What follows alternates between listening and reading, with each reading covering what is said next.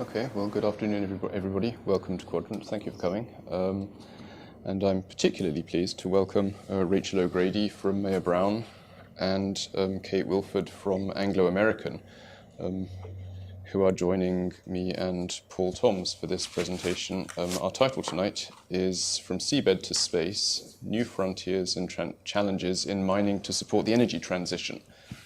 And the idea of the presentation is really to focus on the mining industry as both part of the solution to the energy transition, but equally having a prominent role as in terms of environmental degradation and carbon emissions. And we're going to focus on that in various ways tonight. To introduce our panel very quickly, first of all, Rachael, starting on the far left, is a partner in Mayer Brown's international arbitration practice, where she focuses on international commercial and investment treaty arbitrations and public international law, and has a particular interest in space law, and is the chair and founding partner of Mayer Brown's space and satellite practice. Jumping around, Kate Wilford on my left is legal principal at Anglo American with responsibility for ESG and corporate disputes, where she manages a wide range of contentious matters and provides legal support on sustainability, including climate change, human rights, tailings management and sustainability reporting. Before joining Anglo American, she was a counsel at Hogan Lovells. Paul Toms, Casey, is a member of Quadrant, specializing in commercial and international trade disputes in litigation and arbitration. He has a particular interest in marine matters of all kinds, including experience of claims under UNCLOS, which he'll be looking at tonight. Finally, I'm Alexander Uff. I'm also a barrister at Quadrant Chambers, where I specialize in international arbitration, commercial and investment treaty cases. Before joining Quadrant about 3.5 years ago, I was a partner in the international arbitration group of a major law firm. That's me. To start us off, we will start off tonight with Kate, who is going to discuss the miner's perspective on these issues. I'm then going to talk about some of the problems that we encounter with a particular focus on the sort of tension between miners' rights and environmental regulation through the prism of investment treaty claims. Paul will then look at the UNCLOS regime and, following our title, the particular issues with deep sea mining. And finally, getting more exotic, Rachael is going to discuss the current status of space mining. So with that, I'll hand over to Kate. Thank you very much for the introduction, Alexander, and thank you very much to you and the rest of the team at Quadrant for inviting me. As Alexander said, I'm going to start off by talking a little bit about how things are now in the mining industry before we get onto the more exotic deep sea and space mining, with a particular focus on the energy transition and the role of the mining industry in the energy transition. I do just have to say before I start that I'm speaking in my own personal capacity tonight and not on behalf of Anglo American, although inevitably a certain amount of what I'm going to say is informed by what I've sort of been involved in and observed as part of Anglo American's business. So the fundamental point is, I think, for mining, as far as the energy transition goes, that it's in quite a unique position. On the one hand, it is an industry that is, beyond any doubt, a very high carbon emitting industry. But on the other hand, and this is a point that is really, people are really starting to recognise over the last couple of years, is that the mining industry actually has a really critical role to play in the energy transition, because it mines the metals in particular that are needed for that transition to take place. So to break that down a little bit more, I want to talk first of all about the emissions that mining produces as an industry and how some of the challenges in abating those. And I'm going to do that in the framework of scopes 1, 2 and 3, which I'm sure many of you will be very, very familiar with. So Scope 1 emissions are emissions that are the direct emissions of that entity. So in the mining context, they're primarily operational emissions from the mine site. So to take some examples, some of you who have a knowledge of the industry may have seen some of the absolutely enormous haul trucks that drive around mine operational sites, carrying product around. And waste rock as well. I mean, they generally run on diesel. They are one of the main sources of emissions that the mining industry is trying to address, and how to replace diesel with less polluting energy sources. To take another example, Anglo American has announced this week that it's selling its coal mines in Australia. And in the coal mines in that part of Queensland, there is a particular issue where they emit a lot of methane from the mine, the open pit mines. That's another significant source of Scope 1 emissions. So then moving on to Scope 2, that's indirect emissions from purchased energy. So to be very simple about it, that's the energy that is used to power the operations, and we're seeing that addressed primarily by switching to renewables, which in some countries is relatively straightforward, where renewables are readily available on that scale. In other countries, that's rather more of a challenge because the renewable energy infrastructure simply isn't in place in the scale that's needed. Scope 3 then is, as I'm sure many of you will know, value chain emissions, both upstream and downstream, and these are the most difficult to address because they are outside that company's direct control. So in the mining context, what happens to our product principally after it's been sold and what use is made of it. So there are a range of different challenges in terms of the actions that are needed to be taken to decarbonise the industry itself to the extent that's possible.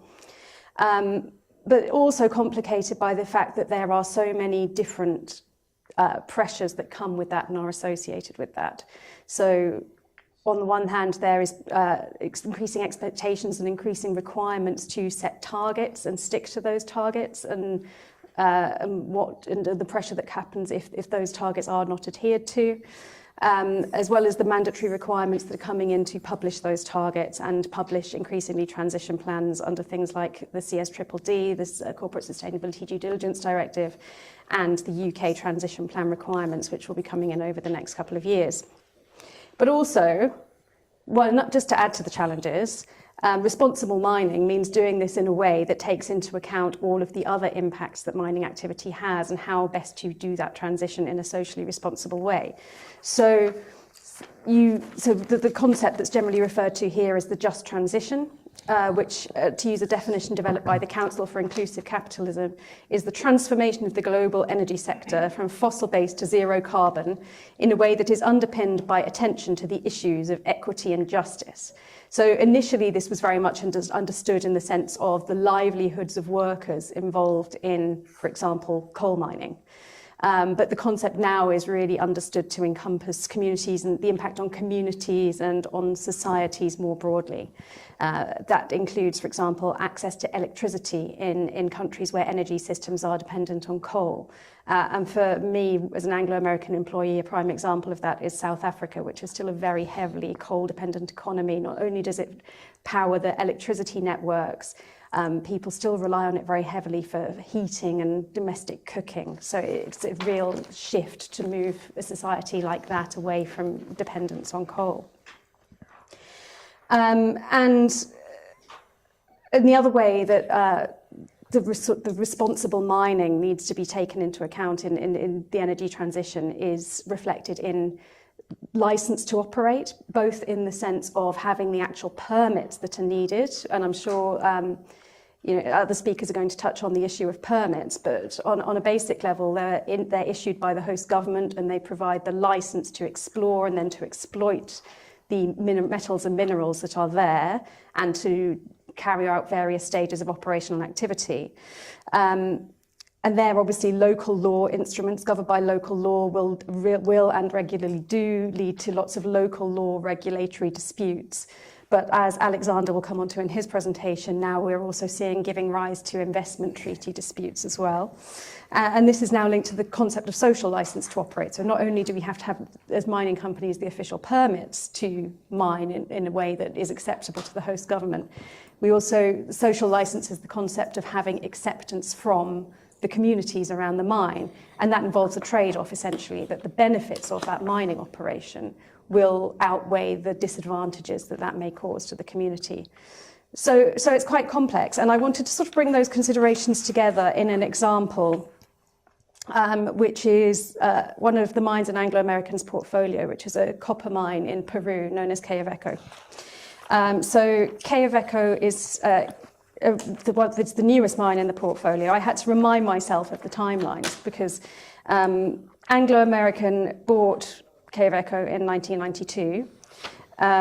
It went through what was known various different stages. I mean, the one I wanted to focus on to sort of pick up on the theme of social license to operate was a 1.5 year long dialogue table with local communities was carried out in 2011 and 2012 to ensure that this mine was going to be constructed in a way that was acceptable to the community around the mine. And bear in mind, a lot of these mines are in very rural areas.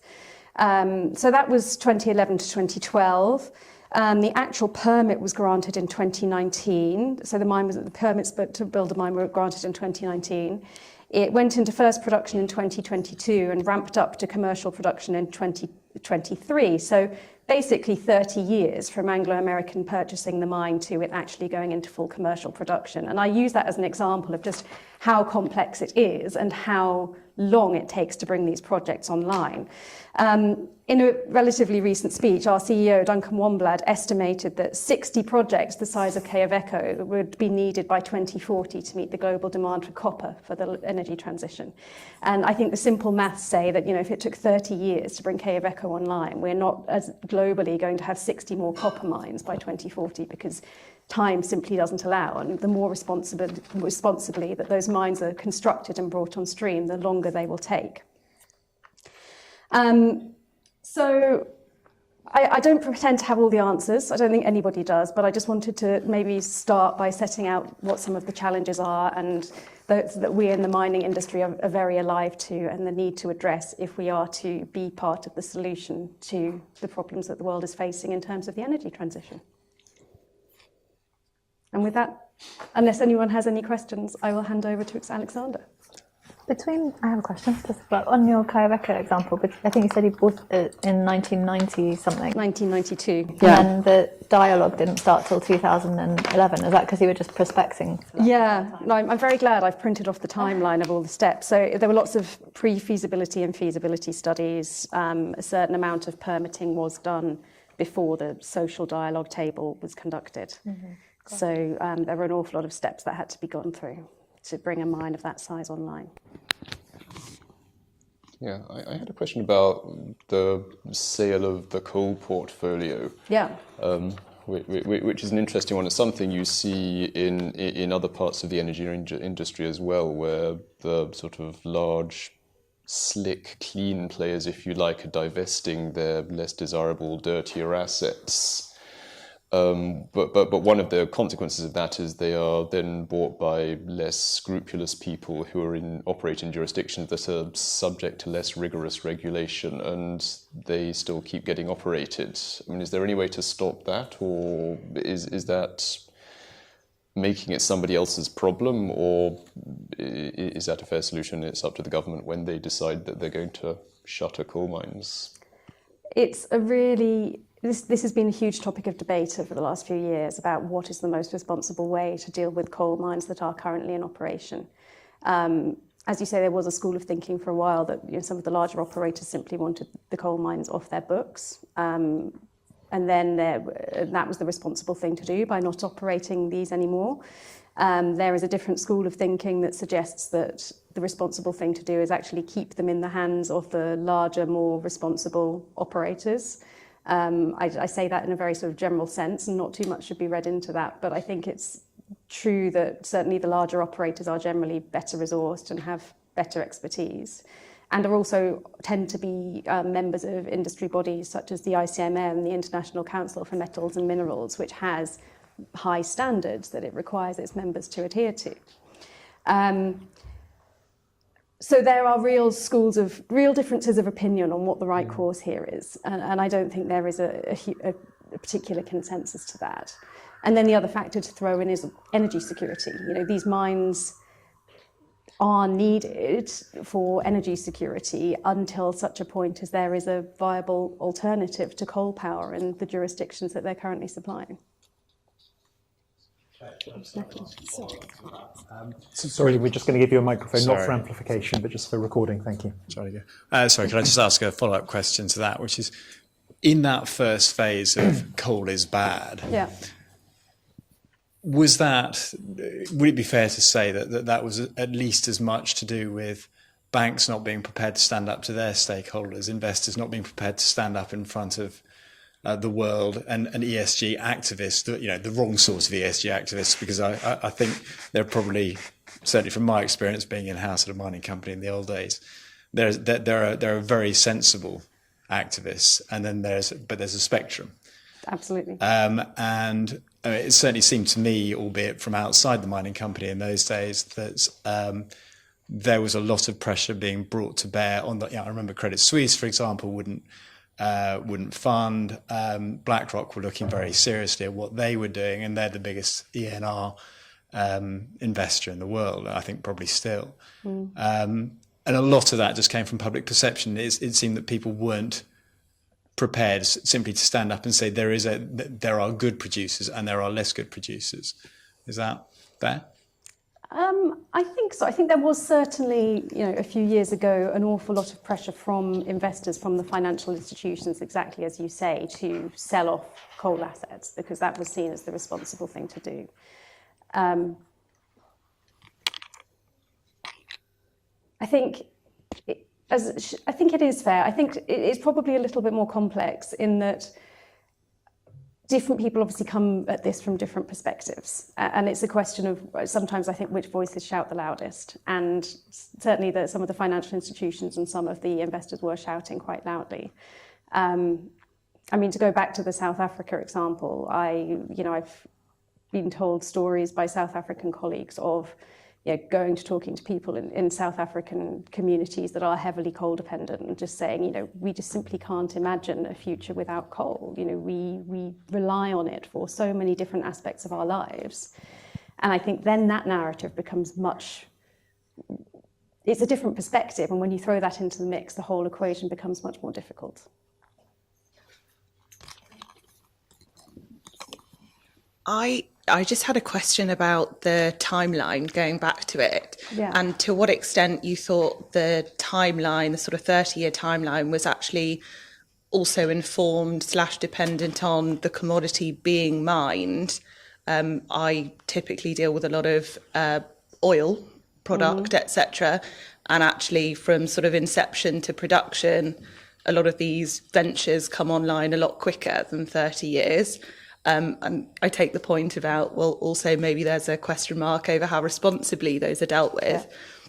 But sort of casting the net slightly wider, would you say that there are quicker mining operations possible for other types of commodity?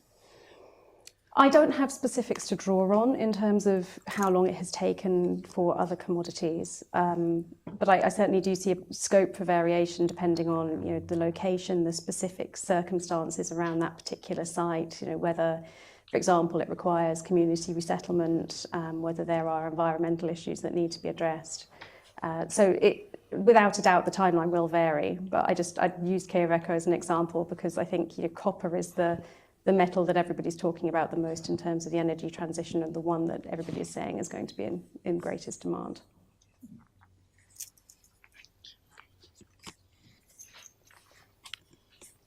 Okay, shall we move on?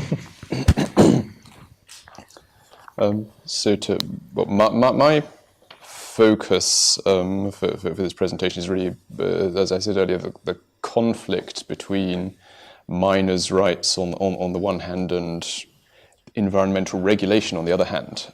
And I was going to look at this really through a series of investment treaty cases which have had to confront this conflict recently. And one thing that these cases have in common is that in one way or another they've all achieved rather disappointing outcomes for the miner, with either no liability or very modest damages. but they have more in common than that as well. They're all cases where the miner had held an exploration concession, had invested very large sums in the project, in exploration, planning, research, licensing, over a period of years or in many cases decades, found during that process that the regulatory ground had shifted under its feet and was then ultimately denied the environmental authorizations necessary to start developing and operating the mine. And what I wanted to do is kind of use these cases, so that there'll be a bit of narrative. I wanted to use these cases to shed light on the tension between the miners' rights and environmental regulation and how that plays out, and also to identify particular problems that are coming to light at the moment. And investment treaty arbitration is a good prism to look at that problem, because that's how a lot of these issues are ultimately ventilated. The first case I was going to look at is Gabriel Resources versus Romania, which was an award that was published earlier this year. Gabriel invested in a large gold and silver deposit known as the Rosia Montana project in Transylvania. They actually started investing in Romania in the mid-1990s, obtained development licenses in 1999, and then following research and development, applied for an environmental permit in late 2004 and provided an environmental impact report in 2006. One thing that happened is that Romania became an EU member state in 2007. The impact of that was largely on water management for the mining project. There was then a 3-year delay caused by litigation by a local NGO who were opposing the project, which led to nothing being considered for 3 years. So consideration of the environmental impact report really started in 2010. That process proceeded until late 2011, and that's when things become really murky. And even having read the award quite closely, I can't really describe coherently what happened, other than to say several things happened at the same time, one of which was that the review of the environmental impact process report stalled, it being unclear whether that was going to continue, whether it was concluded or not. Simultaneously with that, there was an initiative to renegotiate the financial terms of the project in the state's favour. Simultaneously with that, there was an election and political changes. The whole project became politicized. There were protests, and the new government decided that the way to move the project forward was by passing a law to approve the mining project. The ruling party then spoke out against the project. It attracted a lot of opposition, and the law was not passed. And the conclusion ultimately was that in 2015, after the law had not been passed, Romania listed the mine site as a historical monument and applied for UNESCO World Heritage status for it. So the conclusion was really that after about 15 years working in Romania and investing something over $650 million, Gabriel gave up and resorted to investment treaty arbitration, claiming something over $3 billion. That, as I said, concluded earlier this year. Against a lot of people's expectations, including Romania's, Romania succeeded in the case. That was by a majority decision. What's striking, and I should say I'm not here primarily to comment on whether the decision is right or wrong. With this or other cases, it's more to focus on the challenges that miners are facing. But it's notable that the majority took a very atomized approach to the regulatory process. You're looking at specific parts of it in isolation, saying, well, it seems to comply with the right, I can't see anything wrong with this. Nothing seems to be internationally unlawful or reflecting bad faith. And then there's a rather powerful dissent by Horacio Gregario-Neon, who has a particular phrase in his dissent saying, look, you just need to connect the dots. And that's seemingly what the majority of the tribunal were unwilling to do. So that's one example of the problem miners face. I'm going to change geography and talk about the Colombian Paramos cases. Quickly, there were two cases which have been decided fairly recently by the investors were Eco Oro and Red Eagle, who held adjacent concessions for gold and silver mines in Colombia. And to try and deal with the background fairly quickly, Paramos are a high altitude, very environmentally sensitive ecosystem. Colombia has more of them than any other country. There was a law in 1997 providing for the future protection of Paramos areas in Colombia, though seemingly that wasn't acted upon. But it may be relevant to the miners' expectations. There was a 2001 mining code that provided for the future establishment of mining exclusion zones, and in 2002 the Paramos were identified as potentially subject to prohibitions. There was then a mining law in 2010 that prohibited mining in Paramos areas except pursuant to existing licenses, but that required as a first step the delimitation of the definition of Paramoses and exactly what constituted them.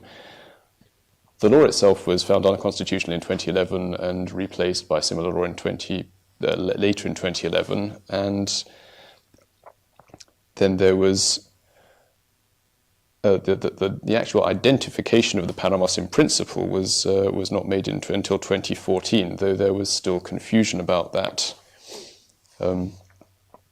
A further law was passed in 2015, banning mining in Paramos areas unless they were sort of permitted pursuant to a license before 2010, and then that grandfathering provision was struck down as unconstitutional the following year.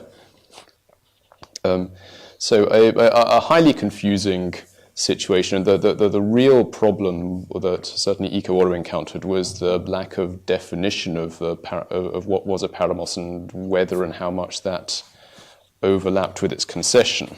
But to talk about the Red Eagle case first, quickly, Red Eagle acquired its concessions between 2010 and 2013, and I think it's fair to say that their intention was always to try and squeeze through a closing gap in the regulation. And so the case turned on whether they had any legitimate expectation that their concession was going to be to give rise to an environmental authorization. And that was found not to be the case, though there is a trenchant line in the dissent in the award again saying, well, look, I mean, as the Eco Oro Tribunal had already pointed out, Colombia really shouldn't have been awarding concessions for areas that it knew it was about to, where it was about to prohibit mining. But probably it's fair to say that in the Red Eagle case, the risks were pretty apparent. Eco Oro was a little different. They had started acquiring concessions in 1994. And as I said, the real challenge for them was the lack of definition of the Paramos areas and whether or to what extent their mining concession fell within them or not.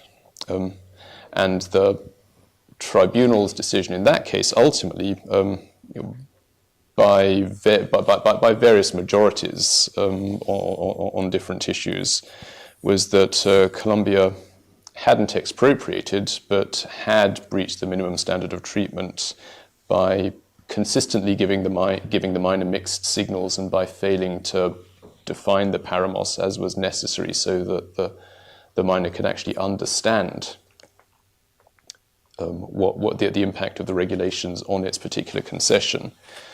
So there's one paragraph of the Eco Oro Award that I wanted to read out because it kind of encapsulates a lot of the problems they were facing. It says, on 29th of March 2019, after a presence of approximately 25 years in Colombia and a stated investment of over $250 million to develop the Angostura gold-silver deposit into one of the most substantial prospects in Colombia, Eco Oro, as a final act of mitigation, filed the renunciation of its concession. But that really does encapsulate the problem that miners are facing. I should say there was a subsequent phase of the arbitration in which the tribunal decided that there was no evidence of actual loss for the miner. Although the state was found liable, they recovered nothing at the end of the process. And I will talk very briefly about Odyssey Marine exploration versus Mexico. This was, and I'm conscious of the time, this was an offshore phosphate deposit off the coast of Baja California in Mexico, which Odyssey discovered in 2012 and then filed an environmental impact assessment in 2014. The reaction at that time was that the project implicated turtles and whales, and Odyssey were advised that that was a politically sensitive issue, so that there was some advice to sort of withdraw and then refile the application. And a lot of their case was when it was subsequently brought as an investment treaty arbitration, was trying to demonstrate that there was no real impact on either turtles or whales. But in any event, the crux of the matter was that the environmental authorization was resubmitted in 2014 and ultimately denied. Odyssey said for political reasons in 2016 by a particular individual who was opposed to the project. And then the crux of the thing, the matter was really that Odyssey appealed to the Mexican Federal Appeals Tribunal, Federal Administrative Tribunal, which is kind of like a judicial review, who quashed the denial and instructed the Ministry of Environment to go and reconsider, directing it to consider specific issues that it had not thought about before denying the initial application. And the Environment Agency's reaction to that was to very, very quickly to say, okay, it's benign, but we're just going to deny it again. So they said that within days of the Administrative Tribunal's decision, and then promptly did so. So that was really the basis of the complaint in the arbitration.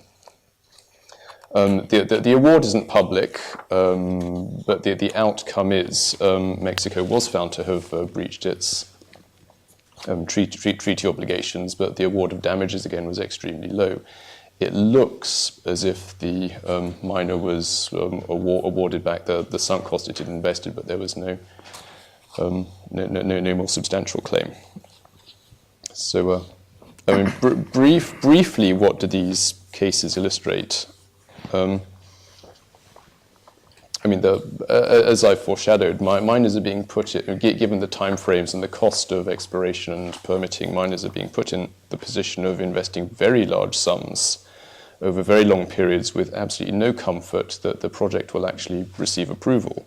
And we see that in Gabriel, we see that in Eco Oro, and you wonder whether that process could be improved by some kind of earlier initial approval or otherwise. Another problem we see is that because of these timeframes, environmental regulations are changing while the miner is prospecting, investing. So there really is a situation of shifting goalposts, and that also should be minimized. And just thinking about the Colombian cases, one thing that could be done to avoid or minimize that is simply effective implementation. So Colombia comes in for a lot of criticism for failing to define the páramos, for having different branches of government not knowing what each other are doing, and the Ministry of the Environment trying to protect these areas while miners are still being given permits to prospect in them.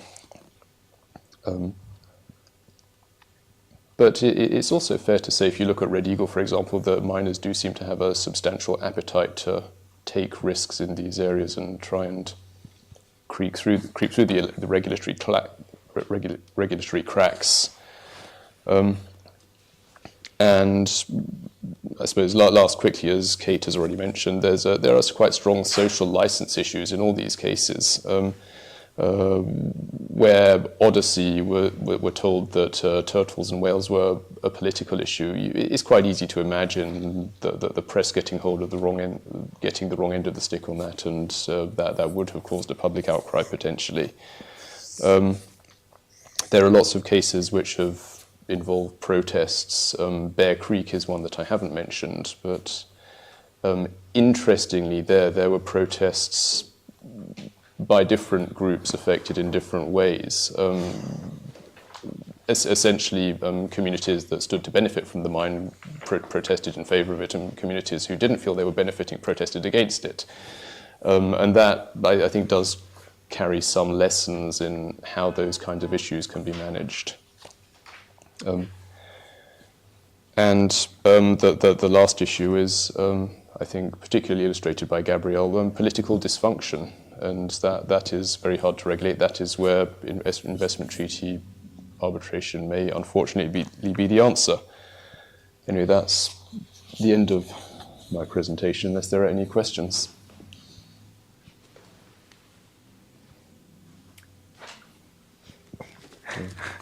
Please. Thank you. So what's the purpose of the investment treaty since midway into the treaty? They just can, for instance, the Romanian one you mentioned, midway into the treaty, they just decided to convert it to a heritage site. Sorry, I'm not sure I understand the question.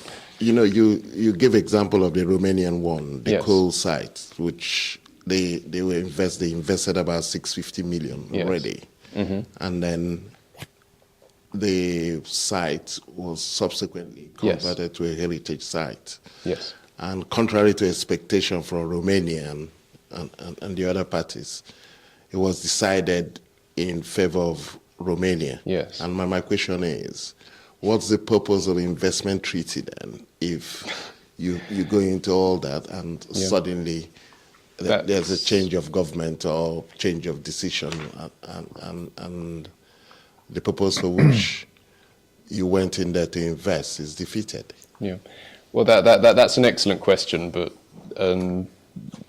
look, I mean, investment treaties are designed to protect against specific forms of state wrongful conduct, which in principle they do. I think part of the particular problem is that it is inherently an unpredictable area, and you're finding, I think, more and more that particular arbitrators are likely to decide one way or another. But it's an area that's always been difficult to provide. So, I suppose one thing I would say about all these cases, the investors were represented by very high-profile, respectable law firms, and you couldn't have faulted anybody's advice that it was a claim worth bringing, even if, as we now see, the outcome wasn't favourable to the miner. So that's a problem inherent in the investment treaty system, and it's fair to say there has been a significant backlash by groups who think that the process is inappropriate and that states shouldn't be subject to this kind of scrutiny. And one aspect of that is foreign investors having preferential treatment over people from the nationals of the state themselves. But it doesn't always work. But I think ultimately the system is what it is. It could be better in many respects, and predictability is certainly one of them. Thank you. I think there may have been another question. So if you just wait for 1 sec for the non-amplifying mic, please. Thank you. So I actually had a very similar question, but I was actually, I think, more for Kate, because I was sort of interested in your view from the company side. I think given the difficulties that we have seen in the sort of recent investor state awards in mining, and the backlash that Alexander was also mentioning, which you also I think see increasingly in any cases involving environmental issues. There's the very kind of powerful dissent by Philippe Sands in the Ecuador case. With all of that going on, do the companies still see investment treaty arbitration as a kind of useful means of protecting their investments, or is it sort of now not really worth factoring in? I mean, it's certainly a consideration. It's certainly something that is taken into account, given that the long-term investment that mining companies make in some of these jurisdictions. Absolutely. If I can just add to that quickly, we're giving a lot more advice on investment structuring from at the outset. I think at the time that these projects were set up, it was back in the 1990s when basically investment treaty arbitration didn't really exist at that point, or barely, especially compared to now. Whereas now, please correct me if I'm wrong, but many of our mining clients are much more fully aware of all of the possibilities offered by investment treaty arbitration, and also fully aware that treaties differ and protections differ, and the nuances in each treaty are really important to consider. And so structuring their investments at the outset of a project in a way that takes advantage of the most favourable treaties is now a consideration, and it's as important as tax structuring, for example, to consider that. But yeah. Actually, I think the one other thing I would say in responding to both of those questions is that I'm focusing on a particular category of investment treaty arbitrations that have raised these environmental issues, and that's always been a topic that's a difficult one, and is one that's particularly prominent in engaging the state's right to regulate. So they are inherently difficult claims to bring. So there are a lot of other categories of claims. I mean, you see some about, for example, resource nationalism, where Chile and Mexico have recently said they're looking at nationalizing lithium mines in their countries, and there have been several cases against African states where the concession has been cancelled and then awarded to an investor from another country. And those are similarly resounding in the investment treaty sphere, and those look like much stronger and easier cases that will be easier to predict the outcome of. So I'm focusing on a kind of rather narrow special category where there are particular difficulties, it's fair to say. Question here, sorry, Hannah, or two more. Thank you.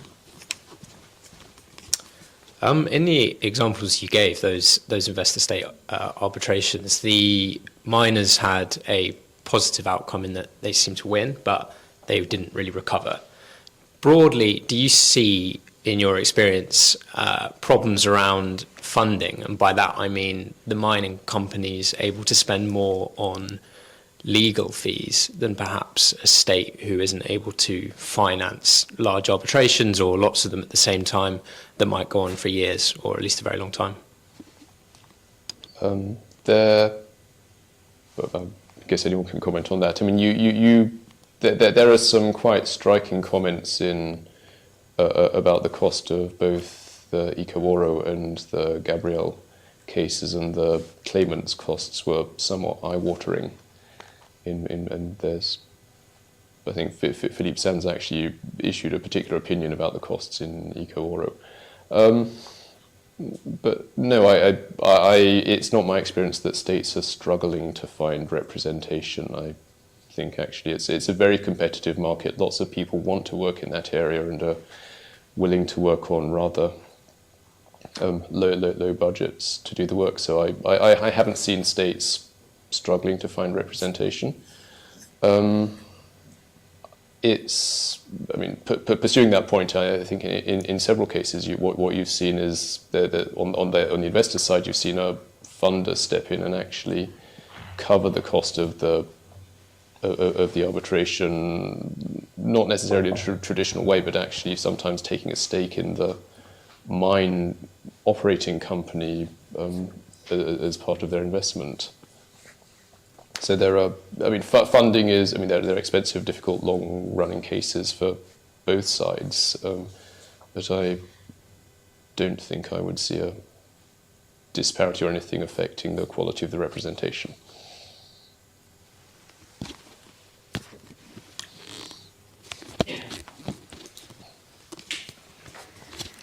Instead of the miners relying on investment treaty as some sort of protection for their investment, would it make more commercial sense if from the onset they go into an arrangement with the states, the host state, to also have some sort of investment into the project? So maybe 30%, 40% financial investment, so that if they want to make any rules, maybe hiding under regulatory environmental regulations or any other law to stop that project, they will also consider losing their funds. Yeah, no, that's an excellent suggestion. It's actually a very well-known project technique. You try and elevate the level of the protection of your investment, not just in mining, by giving the state a stake. So it's a well-known technique to try and bring the government on side, and Gabriel had certainly done that. And then part of the problems, as I described, was when the state wanted to increase its share, and the approval process stalled until that was done. But yeah, that certainly makes sense, and miners are sophisticated players, and they're well aware of that possibility, and they, I mean, maybe Kate can talk to this more than I can, but they're very astute and spend a lot of time thinking about how to structure the investment to minimize risks, particularly of that kind.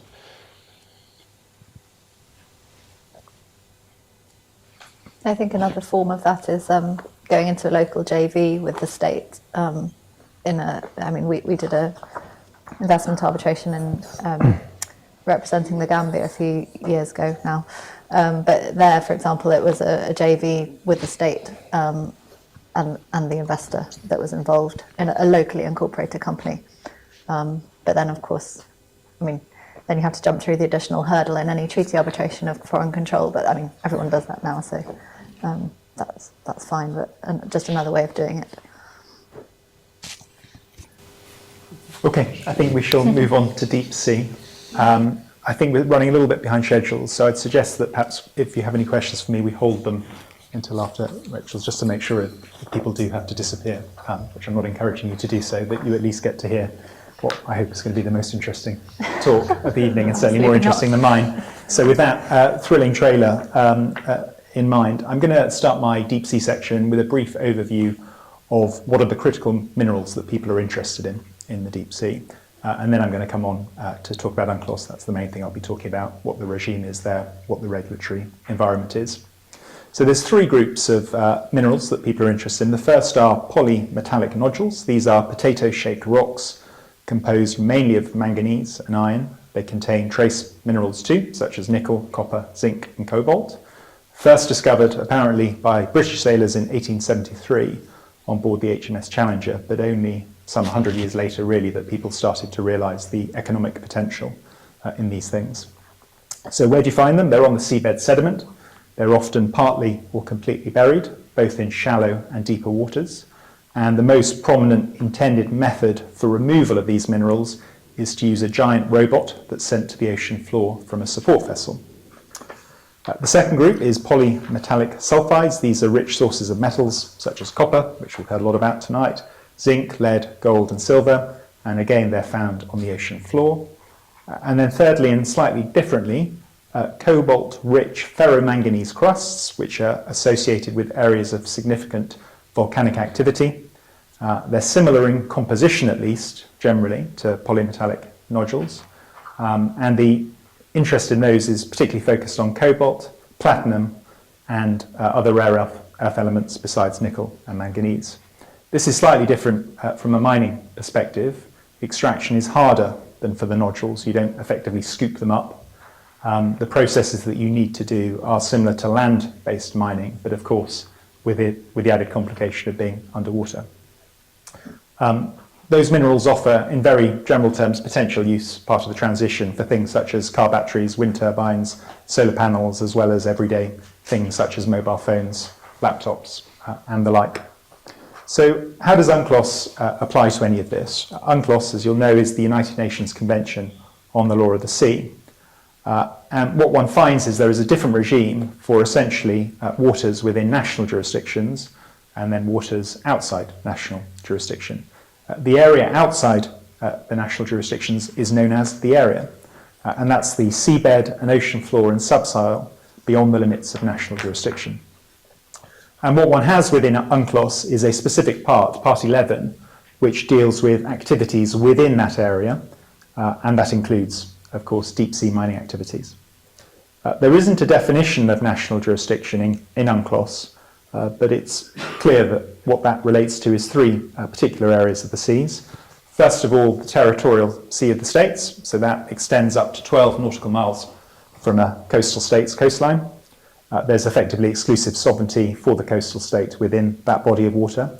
There's then a further zone, the exclusive economic zone, referred to as the EEZ. That goes up to a further 200 nautical miles from the coast line of the state. And once again, there's a sovereign right to explore and exploit non-living natural resources of the seabed and the subsoil in these areas. And then the third constituent part of national jurisdiction is the continental shelf of states, again comprising the seabed and subsoil of submarine areas going beyond the territorial sea to the edge of the continental main margin up to 200 nautical miles from a state's coastline. So once again, within that area, there is a sovereign right on the coastal state to explore and exploit, including the matters with which we're concerned. Taking it in very broad terms, UNCLOS doesn't purport to regulate those areas of national jurisdiction, certainly not directly. But there is a general obligation on contracting states to reduce and control pollution of the marine environment everywhere. And that includes in connection with seabed activities. Whilst that obligation appears to be focused on the consequence of seabed activities rather than on their permissibility per se, no doubt lawyers would seek to argue that the language of that obligation, and in particular the obligation to control pollution, would extend to, for example, not allowing seabed activities which were going to involve a polluting sediment flume, for example, which would be part of some of these mining activities which can irritate coral and sponges and make which live on nodules. So there's a scope for using the obligations in respect of pollution as being something that control these activities even within areas of national jurisdiction. There's also a recent advisory opinion that many in the room may be aware of the International Tribunal for the Law of the Sea, which relates to measures required to be taken by contracting states to combat marine pollution associated with climate change. And what that opinion did, and I'll come back to it later on, was to give a far-reaching definition of the duty of states to protect and preserve the marine environment. And that's important in this context too, because under Article 193 of UNCLOS, states have the sovereign right to exploit their natural resources pursuant to their environmental policies, but in accordance with their duty to protect and preserve the marine environment. So to my eyes, at least, that broader definition that I'll come on to in a moment of preserving and protecting the marine environment applies equally within national jurisdictions and outwith too. To my knowledge, no state has yet performed any deep sea mining exploitation activities within areas of national jurisdiction. But earlier this year, Norway's parliament has voted in favour of doing so, and Japan and the Cook Islands are not too far behind. For the reasons that have been alluded to already, the fact that there may not be any direct reason or regulatory regime under UNCLOS not to perform exploitation in these areas doesn't mean that there aren't other rules, regulations, or indeed societal pressures political issues which may mean that mining doesn't take place. So what about the area which is then regulated by UNCLOS? So that represents in excess of 50% of the world's oceans. And as I've already said, Part 11 of UNCLOS directly regulates that area and states that the area and the resources within it are the common heritage of mankind. And resources is defined widely and explicitly includes, for example, polymetallic nodules. So in that area, unlike with areas of national jurisdiction, states do not have sovereign rights. Rather, all the rights in the resources within that area are vested in mankind as a whole, which is a rather grand statement. We all have a vested interest. But clearly what that is meaning is that unlike in areas of national jurisdiction, you as a state can't effectively decide what's going to happen in those areas without oversight. And the oversight is provided by the International Seabed Authority, and effectively that is empowered with ensuring, amongst other matters, that the marine environment is not affected by mining activities within the area. So where are we in terms of what the ISA has allowed up until now? So regulations have been in place for quite some time now, more than a decade, in respect of exploration. And that has extended to all the three main groups of minerals that I referred to earlier.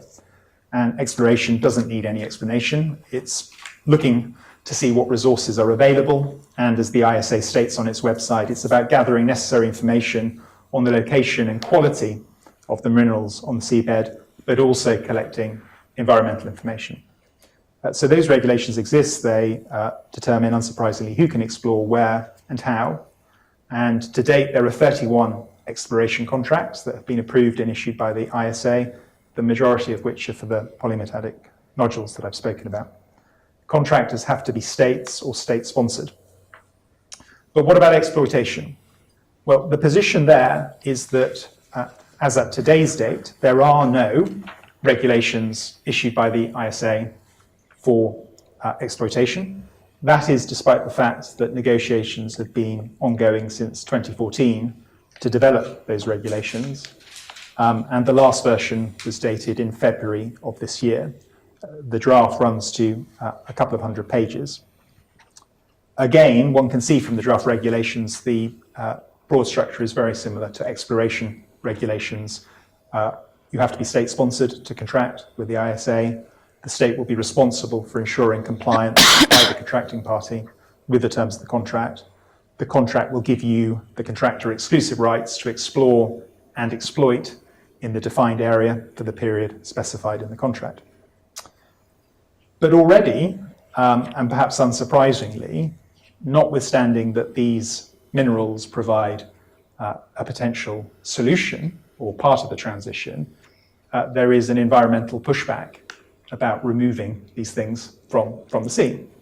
And one can see that even from the latest draft of the regulations, because there was some text included in that which sought to impose a whole series of preconditions on the commencement of any exploitation in the area, even assuming that the regulations were finally approved and issued.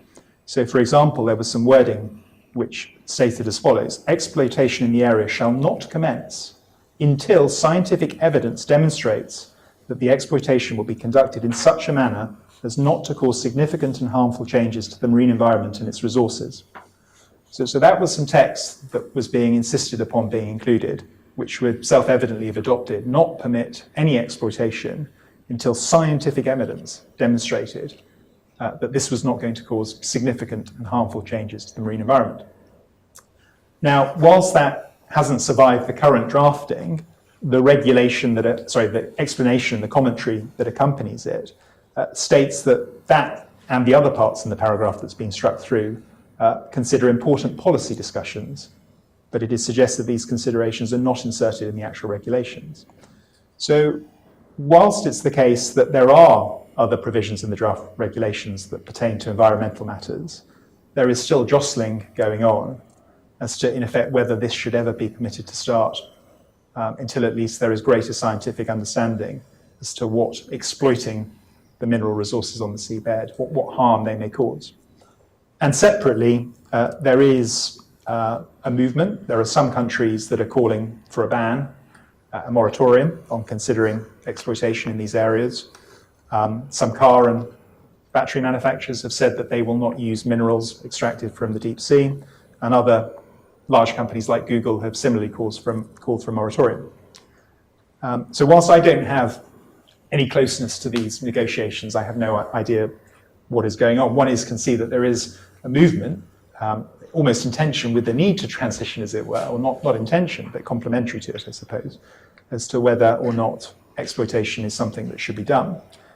And then you come back to what I referred to earlier on, the advisory opinion on climate change. So that was really dealing with, as it were, the effects of on-land climate issues affecting the ocean environment. But of course, what we're talking about is steps being taken directly to the marine environment, which are arguably at least harmful. And what the opinion did, as I alluded to earlier on, was to give a very broad definition of what the marine environment means and what preservation and protection of it requires in the context where, as I've already said, there is a general obligation which extends beyond areas of national jurisdiction to preserve it. So the opinion included, for example, statements that preservation means maintaining or improving the marine environment in its present condition. So again, one can see an argument that removing deep sea minerals from the ocean, or performing mining which creates these flumes which can, for example, disturb coral, is not preserving in the sense of maintaining the marine environment in its present condition. The obligation is said to apply to any form of degradation of the marine environment. And indeed, the opinion had regard to the regulations in our sphere, the deep sea mining sphere, which said that the environment extended to the physical, chemical, geological, and biological components, as well as the seabed and ocean floor and subsoil thereof. So all of those things are within the definition of the marine environment. So it really remains to be seen, as someone who, as I say, is not close to this, as to what actually happens next in these regulations. Are they going to get over the line? And even if they do get over the line, is there going to be pressure on individual states not to, as it were, issue these contracts or sponsor these contracts, or indeed, having got hold of them, permit exploitation to take place? That's all I wanted to say. As I say, I think it's probably sensible if we hear from Rachael next, and then if there are any questions for either of us, we can take them together. Thank you. Okay, so space. Why are we talking about space? Well, first I would like to touch on the availability of some of the critical minerals that we actually heard Kate talking about, and you just now. The availability of those in space and how they could or perhaps couldn't help the low carbon transition. So the takeaway here is there are huge amounts of minerals in space. They include platinum group metals, so platinum, palladium, rhodium, iridium, that can be used in catalytic converters, electronics, and hydrogen fuel cells. We have rare earth elements or rare earth minerals, which can be used in the manufacture of magnets, of batteries, and other high-tech devices and elements of kind of solar power and wind power infrastructure. There are large amounts of nickel and cobalt, which can be used to create lithium battery production, very important for EVs, electric vehicles. We have gold, silver, iron, aluminium. It is rich in all of these resources. So where can these be found? Well, firstly, the moon, which is relatively close, but also in asteroids and recently discovered probably also in Mars. What kind of quantities exactly are we talking about? Well, the truth is that it's still being studied. There are still prospecting missions being put up, but estimates suggest that they are likely to exceed the entire Earth's reserves of certain metals.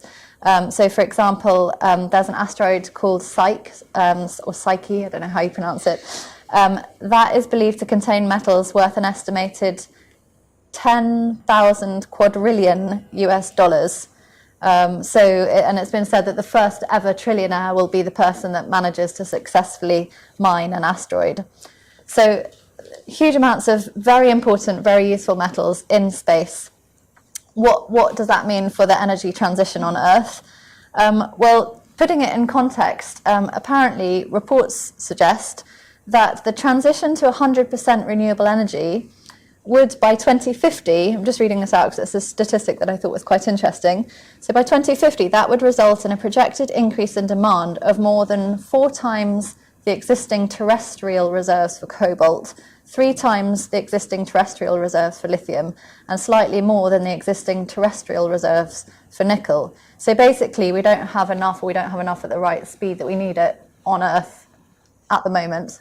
And space has it all there for us, so it could help with the transition.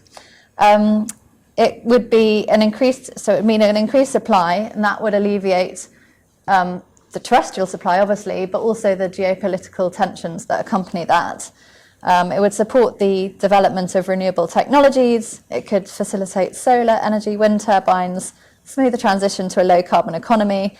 And on top of all that, it would reduce the environmental degradation that we're seeing on Earth or under the sea, or that could result from under the sea, and habitat destruction, because obviously, as far as we know, we haven't found any life up in space yet.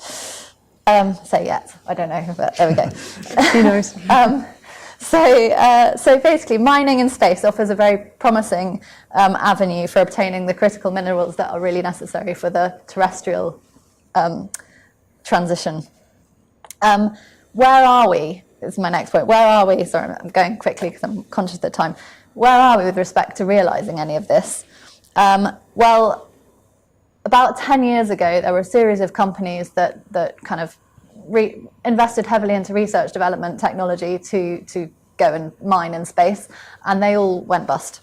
Now, however, we're entering a new phase, and there's a new round of startups and increasingly well-established companies with significant investment from private investors, from government investors, which are once again pursuing these possibilities and pursuing them quite successfully. So advancements have recently included asteroid identification and characterization. So that in itself is obviously hugely important. I won't go into too much about it, but one of the main mission to be aware of is NASA's OSIRIS-REx mission, which identifies and locates minerals and asteroids. But then also on the actual technology front itself, companies and space agencies have developed robotics, AI, autonomous systems, which are necessary as the further away you get. And now that, as I said, there's more companies involved, there's more advances in technology, successful prospecting missions have actually started returning with kilograms of rock and asteroid materials. And lots of kind of public-private partnerships have been formed to, for example, develop lunar landers with extraction facilities. So in short, it's now when. It's not if anymore, it's when. And now I know you're going to all ask, well, when? On the moon, and this is, things can change. I'm just saying what the industry is saying is that initial mining activity on the moon will likely begin as early as the late 2020s in small amounts, but then with extensive operations starting in the 2030s. So that's on the moon. We're going to be mining the moon commercially in the 2030s somewhere, according to current projections. Asteroid mining, because it presents a few more technological and logistical challenges, that will, and I won't go into all of that, but it's really interesting, the differences, gravitational pull, etc. But that will only be slightly later. So the expected time frame for initiating space mining on asteroids is likely to start in the 2030s, and kind of initial missions and bigger prospecting and extraction, but then with more commercial operations beginning in the 2040s. So the moon, 2030s, big operations, and then asteroids, 2040s, according to current projections. So that's kind of an overview of what's up there, why we need it, and where we are on the journey to getting it.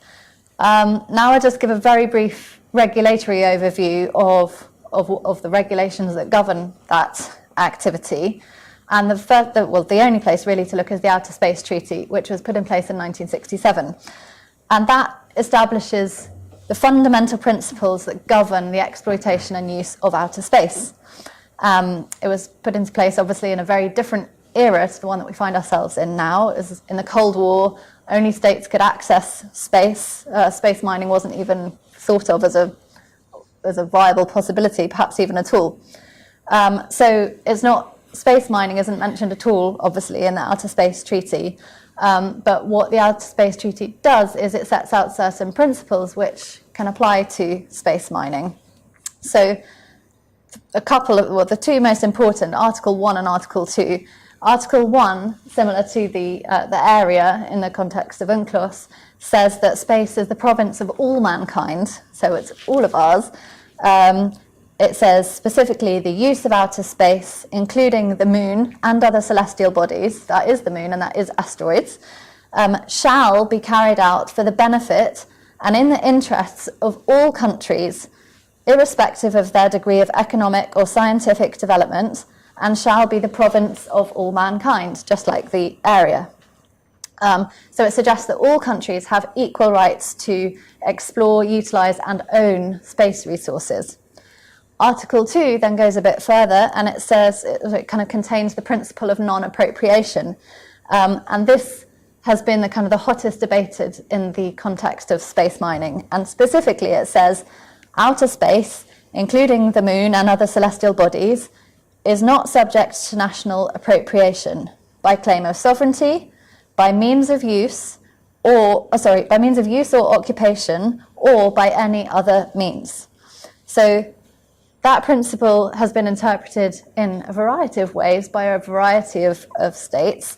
Some say that the prohibition against national appropriation doesn't apply to actually extraction, doesn't apply to mining. It just applies to kind of pegging out frontiers in space, but actually you can extract the resources. Others have argued that that only applies to national appropriation, but that private companies and private individuals can exploit it commercially. Other stakeholders say, no, space and the resources belongs to everybody. It's common heritage of mankind. No one can actually own anything under international law. So I'm not here to to opine on what is the right interpretation or the wrong interpretation. I'm just here to illustrate that there are lots of very conflicting interpretations, and that those are driven by inevitable political and economic considerations, and that poses a problem. So next section is the problems. In basic terms, although these general principles exist, and they've existed really successfully, there's often a lot of criticism of the Outer Space Treaty as not being advanced enough, but actually it's functioned really well for many years. And it still continues to function well. It's just that technological advances have increased the scope needed for regulation. But in basic terms, there's no international binding law that governs space mining.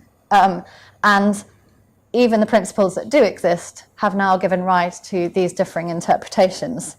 So that may not provide sufficient certainty for investors who are investing in these really high capital intensive missions. If you don't know whether you're going to own what you find, and even if you do own what you find, whether there's a way of enforcing that in international law. On the flip side, if investors are comfortable in taking that risk, there's nothing to regulate or govern their activity. So there's a big regulatory problem.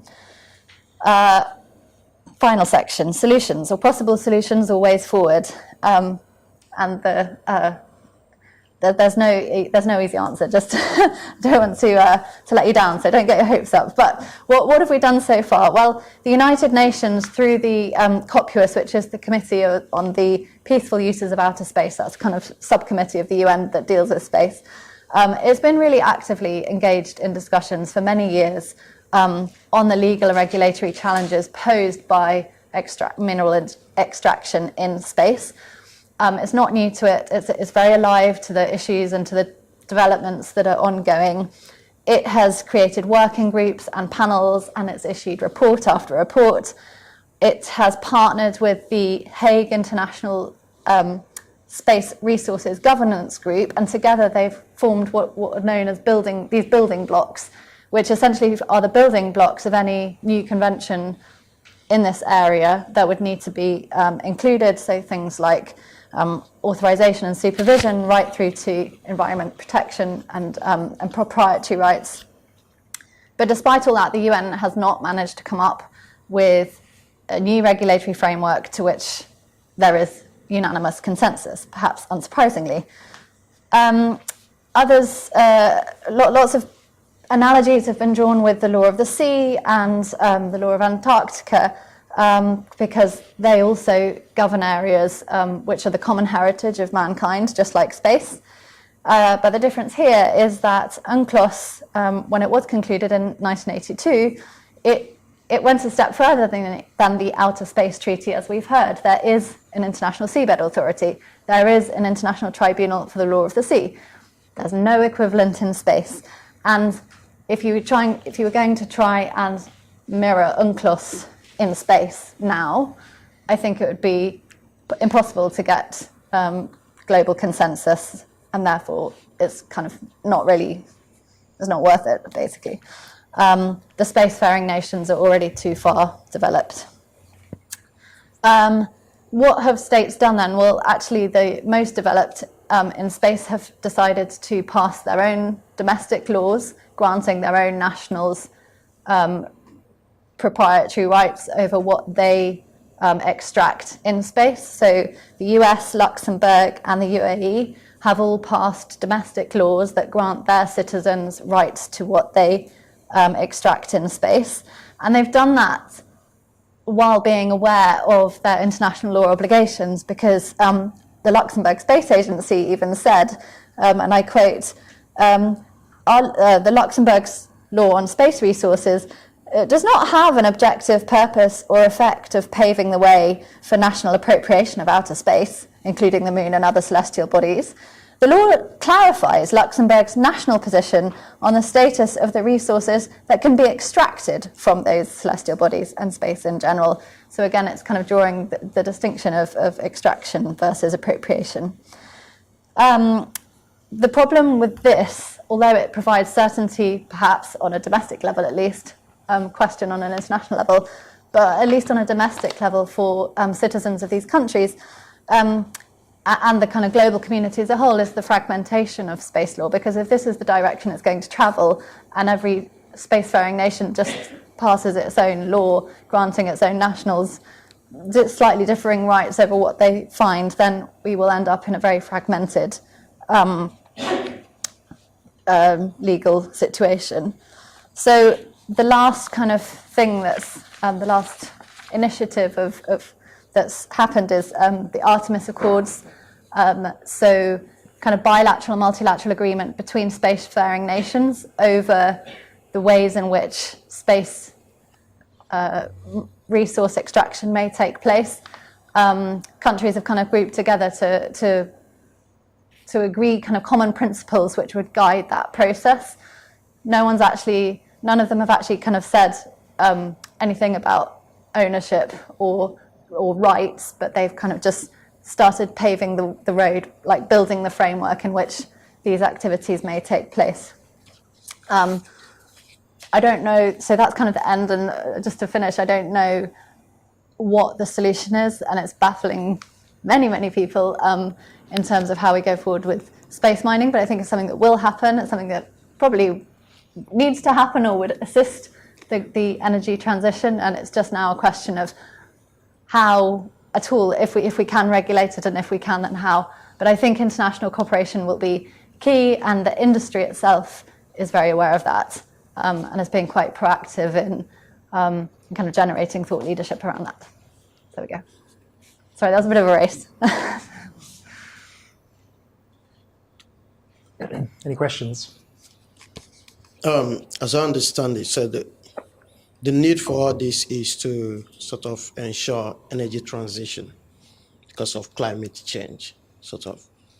So do we have any research or scientific-based research to show the consequences of mining in space? Because that may generate space debris, which may affect how the space works and all that. So the consequence of mining space minerals,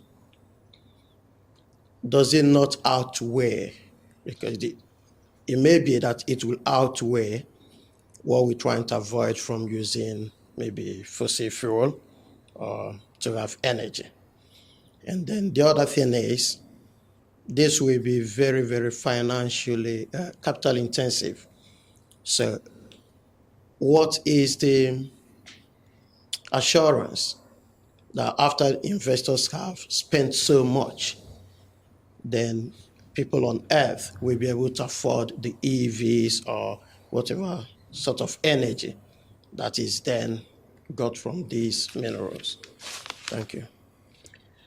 So addressing your first question first with regard to the environmental impact. So no, there is no evidence yet because it hasn't taken off, excuse the pun, in any significant way. Obviously, space debris is a huge problem at the moment, but that's not even being caused by space mining. That's just an increase in activity in low Earth orbit, so mostly satellite activity and satellite collisions, anti-satellite missile testing and so on. But yes, any activity in space risks increasing space debris, and that is an issue, and I would love to talk about that for another hour. I've written many papers on it, but aside from that, the moon's environment I just want to touch on, because that's really important. The moon will be the first place that we mine, and asteroids are further away, so actually it doesn't matter. I mean, of course it matters, but in terms of things that are close to us in space will affect how we use space the most, because that's where most of our satellites are now, in low Earth orbit. So, and the moon, because the moon is where we can harvest water to fuel kind of space missions without having to return to Earth. So the moon and low Earth orbit are kind of limited natural resources, or could be seen as limited natural resources. So they arguably do need protecting a lot more than kind of the further away realms.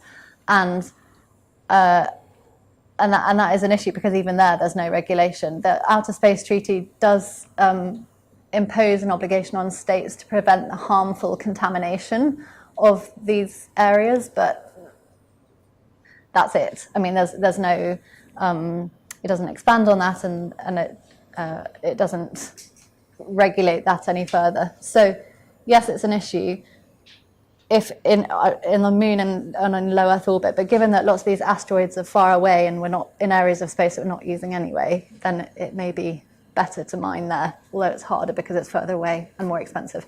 In relation to the second question about the capital return, essentially, I think it will, as in any investment, be a question of risk that an investor wants to take. There's a lot of reward that they could gain. I mean, first trillionaire.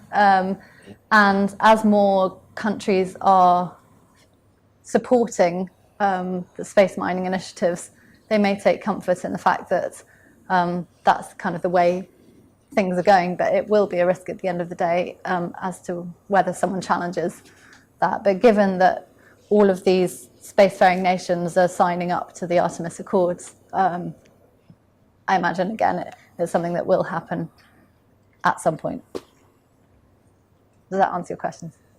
Yes. Okay.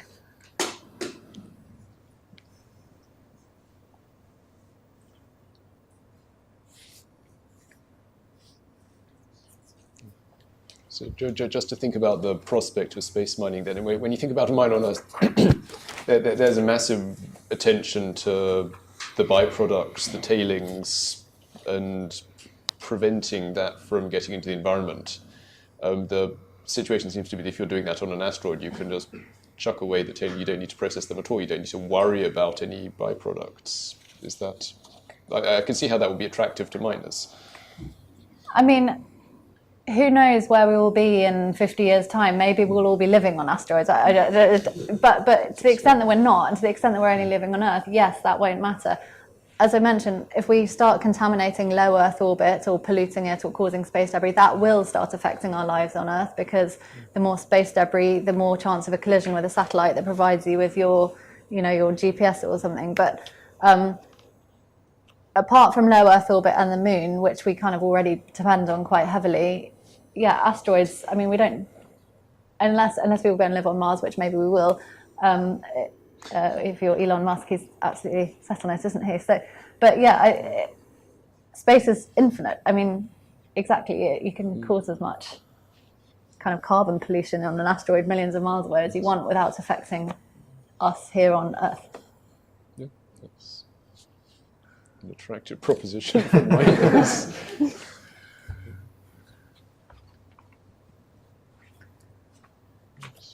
Any more questions, or shall we? I'm conscious that we've overrun a fair bit and there are drinks waiting at the back, so I think on that note we'll thank Rachael, Kate and Paul and all of you for coming, and we'll look forward to discussing any further questions or ideas over a drink. Thank you.